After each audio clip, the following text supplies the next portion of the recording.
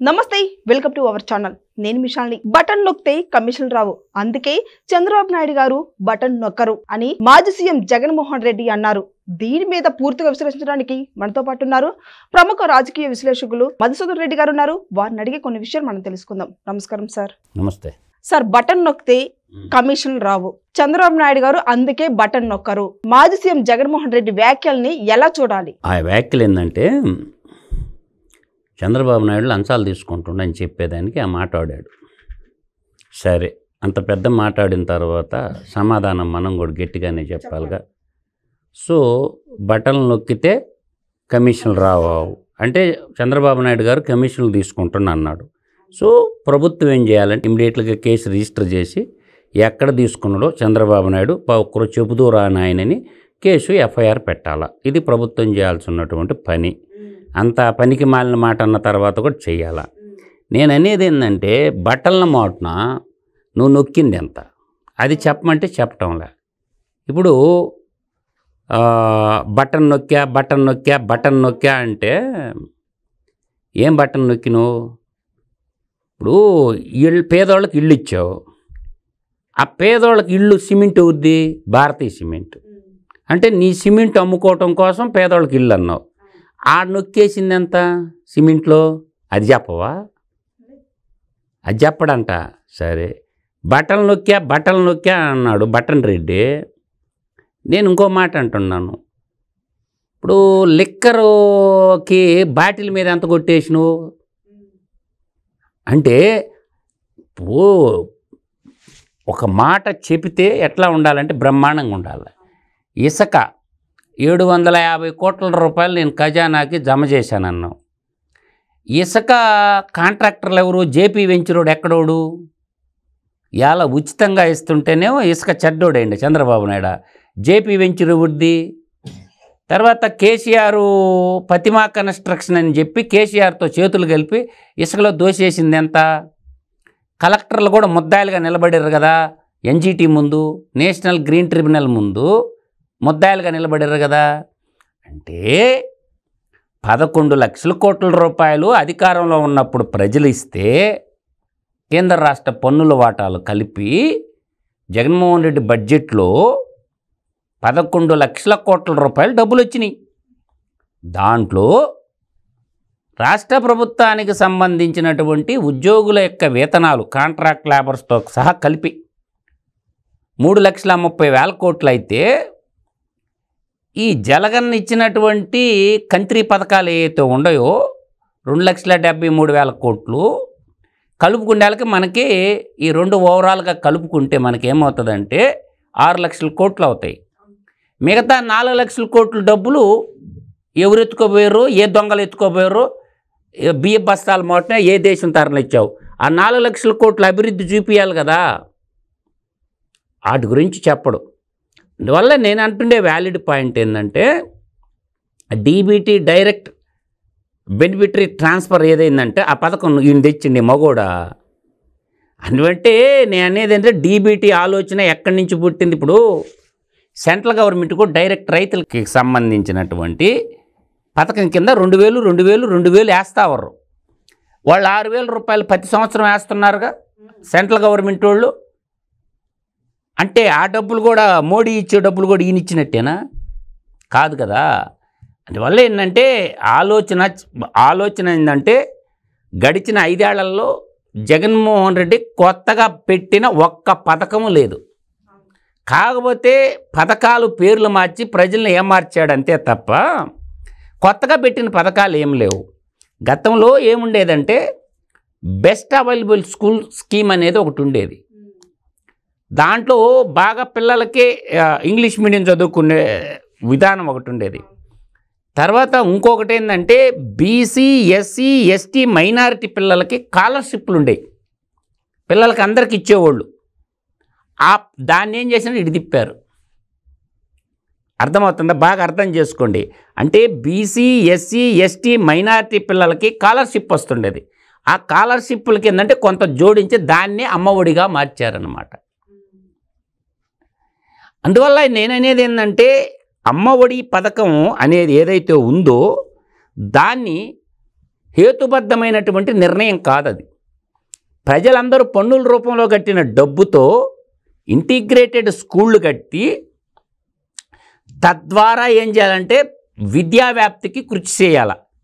అంటే ఇంటిగ్రేటెడ్ అంటే ఇంక పిల్లోడిని ఇంటికి పంపించకూడదు. నవోదయ స్కూళ్ళ లాగా పిల్లోడు క్యాంపస్లోనే ఉండి ఇంటర్మీడియట్ దాకా వాడికి ఉచితంగా విద్య చెప్పి పంపించాలి. అది బెస్ట్ స్కీమ్ అవుతుంది. తల్లిదండ్రులకి ఏంటంటే మనం డబ్బులు ఇస్తే పిల్లల్ని బడికి పంపిస్తారు అన్నది పెద్ద బ్రహ్మ పదార్థం.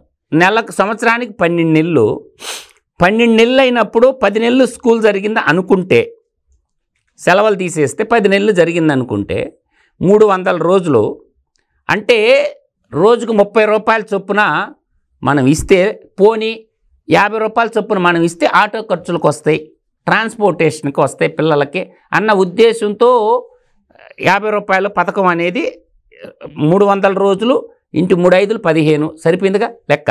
50 రూపాయలు ట్రాన్స్పోర్టేషన్ ఖర్చులకు వస్తాయి అని అంటారు. అదే ఇంటిగ్రేటెడ్ హాస్టల్ కానీ పెట్టేస్తే రాష్ట్రానికి ఎంత ఆస్తి ఏర్పాటు అవుద్దో చూసుకోండి. అంటే పిల్లల్ని బడికి పంపిస్తే డబ్బులు ఇస్తామన్న నికృష్టమైనటువంటి పథకాలు రాష్ట్రానికి అవసరం లేదు. అది రాష్ట్రానికి మంచిది కాదు. అందువల్ల ఏంటంటే ఎలక్షన్ మేనిఫెస్టోలో ఎవరు ఎన్ని చెప్పుకున్నా కూడా నాలాంటి వాళ్ళం కూడా మేము దాన్ని సమర్థించం. ఇప్పుడు 2 లక్షలు 3 లక్షలు పెట్టి ప్రైవేట్ స్కూల్లో చదివించే తల్లిదండ్రులు ఈ 15,000 ప్రభుత్వం డబ్బుల కోసం ఎదురు చూడాలా? ఇవాళ ప్రైవేట్ స్కూళ్ళల్లో 1,00,000 నుంచి మినిమం వేసుకుంటే 60,000 నుంచి 3 లక్షల దాకా కట్టేవాడికే ఈ 15,000 రూపాయలు అమ్మఒడి ఎందుకు ఇవ్వాలమ్మా? అంటే ఇన్కమ్ ట్యాక్స్ కట్టే వాళ్ళకి అమ్మఒడి ఇవ్వాలా, గవర్నమెంట్ స్కూల్లో ఉద్యోగస్తుల పిల్లలకి అమ్మఒడి ఇవ్వాలా, గవర్నమెంట్ జాబ్ చేసే వాళ్ళకి అమ్మఒడి ఇవ్వాలా. ఇది ఎక్కడ దౌర్భాగ్యం అమ్మా?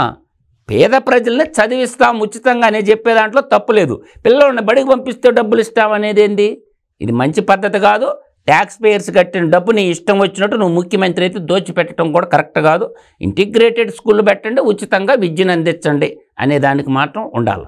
అయితే నాడు మేము బటన్ నొక్కితే పేదల ఖాతాలో 2.73 లక్షల కోట్లు జమ అవుతున్నాయి అని అన్న వ్యాఖ్యల్ని ఎలా చూడాలి జగన్మోహన్ రెడ్డి వ్యాఖ్యల్ని? అంటే డబ్బులు జమ అవటం అనేది ఒక వ్యక్తమ్మా, డబ్బులు వాడు ముల్లి కాదు, రాష్ట్ర ప్రజల డబ్బు. ఇప్పుడు వాళ్ళ నాన్న ఇచ్చిన డబ్బులు ఎన్ని జగన్మోహన్ రెడ్డికి? ఇవాళ లిక్కర్ బాటిల్ మీద, ఒక్క లిక్కర్ బాటిల్ మీద గుర్తుపెట్టుకో తల్లి బాగా, 50 రూపాయలు నువ్వు లంచం తీసుకున్నావు తీసుకోలేదా? 220 రూపాయలు లిక్కర్ బాటిల్ అమ్మి నువ్వు ప్రభుత్వానికి సంబంధించి 170 రూపాయలు ఇచ్చి నువ్వు 50 రూపాయలు నువ్వు తీసుకున్నావు లంచం రూపంలో తాగుబోతుడు కాడ. కాబట్టి ఆ తాగుబోతు తండ్రులకి అందరికీ నెలకు 1,500 చొప్పున, సంవత్సరానికి 18,000 చొప్పున జగన్మోహన్ రెడ్డికి లంచం ఇచ్చారు. సో 5 సంవత్సరాలకు 90,000 వాళ్ళ రక్తాన్ని తాగినవు. ఆ డబ్బులు రిటర్న్ ఇచ్చేయమని అడుగుతారు వాళ్ళు తాగింది 170 రూపాయలు ఎట్టా ప్రభుత్వానికి వచ్చినాయి. ఈడు లంచం తీసుకున్న బాటిల్కి 50 రూపాయలు చొప్పున ఈడు లంచం తీసుకున్నాడు. ఎవరు? జగన్మోహన్ రెడ్డి తాడేపల్లి కొంపకే 90,000 రూపాయలు ఇచ్చారమ్మా తాగుబోతుడు. వాటి కథ ఏంది? నువ్వు అమ్మ ఒడి కింద 15,000 ఇస్తువి, వాళ్ళ అయ్య కాడేమో నువ్వు 18,000 రూపాయలు తీసుకుంటువి. లేదు లంచం రూపంలో ఆ 170 కాకుండా, అంటే 170 రూపాయలు క్వార్టర్ బాటిల్ ఉండింటే 220 రూపాయలు అమ్మిన మాట వాస్తవం కదా. మధ్యలో 30 రూపాయలు ప్లస్ 20 రూపాయలు 50 రూపాయలు నువ్వు లంచంగా తీసుకున్నావా లేదా?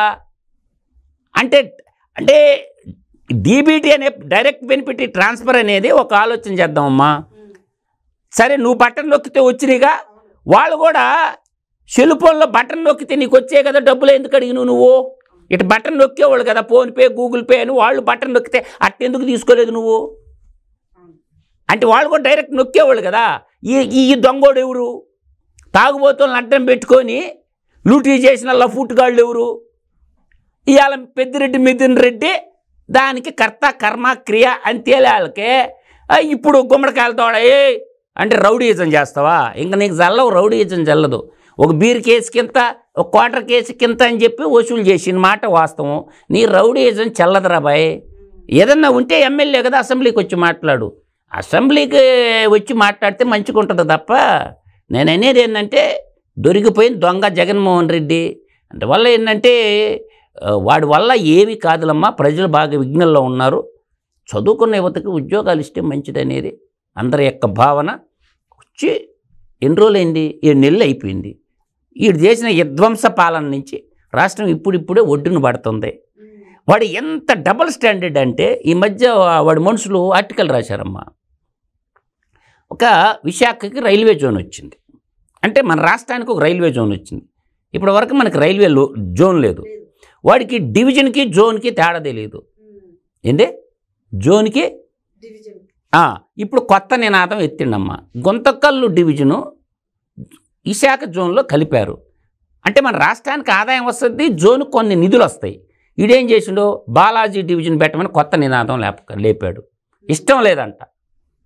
అంటే విశాఖపట్నం రాజధాని ఉండటానికైతే ఇష్టం, ఆడికి పోవటానికి 700 కిలోమీటర్లు అవుతుందంట రైల్వే ఎంప్లాయీస్ పోవటానికి. అంటే ప్రజలు పోవాలి విశాఖపట్నమా? చూడండి వాడు యొక్క క్రూయల్ మెంటల్ ఆటిట్యూడ్ ఎలా ఉంటుంది అనేదానికి. అంటే వాళ్ళు వ్యతిరేకిస్తారంట. రైల్వే శాఖ వాళ్ళు ఎవరు పోతారు, టెండర్లకు పోతారు. ఒకడు 10 మంది, గుప్పుడు మంది, 20 మంది, 30 మంది, వాళ్ళకంటే 700 కిలోమీటర్ల దూరం అవద్దంట. సికింద్రాబాద్ ఉంటే మంచిదంట. రాష్ట్రం బాగుపడటం జలగన్నకి ఇష్టం లేదు.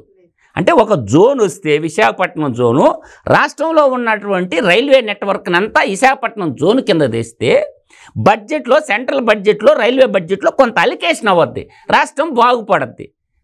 ఇప్పుడు సికింద్రాబాద్ రైల్వే జోన్ తెలంగాణలో ఉండే, దానికి డెవలప్మెంట్కి నిధులు వస్తాయి. రైస్ట్కి డెవలప్మెంట్ అంటే 700 కిలోమీటర్ల దూరం ఎలా పోతారో అని అడ్డాల కోతలకు వస్తాడు. మంచి వచ్చాడు. రాష్ట్రానికి ఒక జోన్ వచ్చింది కదా, నువ్వు విశాఖపట్నం రాజధాని పోతే సామాన్యుడు, అమరావతి రాజధాని తుంగలో దొక్కేసి సామాన్యుడు విశాఖపట్నం ఎలా పోతాడు?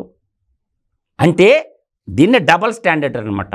అందుకే అబద్ధాలకు ప్యాంటు షర్ట్ వేస్తే వాడే జగన్మోహన్ రెడ్డి అని నేను చెప్పగలను. అయితే ఈ స్థాయికి పేదల ఖాతాలో అమౌంట్ పడడం మా యొక్క వైసీపీ పార్టీలోనే ఉంది అన్న వ్యాఖ్యల్ని ఎలా చూడాలి? వాడు పార్టీ పేరేంది చెప్పమాను. వాడు పార్టీ పేరు ఎందుకు చెప్పడం లేదు? వాడు పార్టీ పేరే వాడికి తెలియదు. ఆ పార్టీ కూడా కొనుక్కున్న పార్టీ, వాడు పెట్టింది కాదు. తెలంగాణ బిడ్డ శివకుమార్ అని వాడు పెడితే వాడు కాడు కొనుక్కున్నాడు. వాడిని కూడా మోసం చేసిండు. అది మోసగాళ్ళకి మోసగాడు పార్టీ. అది పాప మా పిల్లోడు శివకుమార్ అని ఆ అబ్బాయి పెట్టుకున్నాడు పార్టీ, యువజన శ్రామిక రైతు పార్టీ అని పెట్టుకుంటే ఆ పిల్లోడిని జనరల్ సెక్రటరీగా పెట్టి, వీడిది కాదు ఆ పార్టీ. ఆ ఎలక్షన్ కమిషన్ ఆఫ్ ఇండియాలోకి పోయి కొట్టి చూడండి ఎవరన్నా. తెలంగాణ బిడ్డను మోసం చేసిండు. వాడిది పార్టీ. వాడు పార్టీ పెట్టలేదు, పిండాకూడు పెట్టలేదు. ఆ పార్టీ యువజన శ్రామిక రైతు పార్టీ తొలి అధ్యక్షుడు శివకుమార్. తెలంగాణ బిడ్డది, నల్లగొండ బిడ్డది. వాడిని మోసం చేసినటువంటి దౌర్భాగ్యుడు. అందువల్ల ఏంటంటే ఇవన్నీ ఈ కలికాల జగన్నాథుడు మాటలు ఎవడు నమ్మరు. ఇంకా దాని గురించి మర్చిపోను వాడి గురించి. Thank you sir. నమస్తే.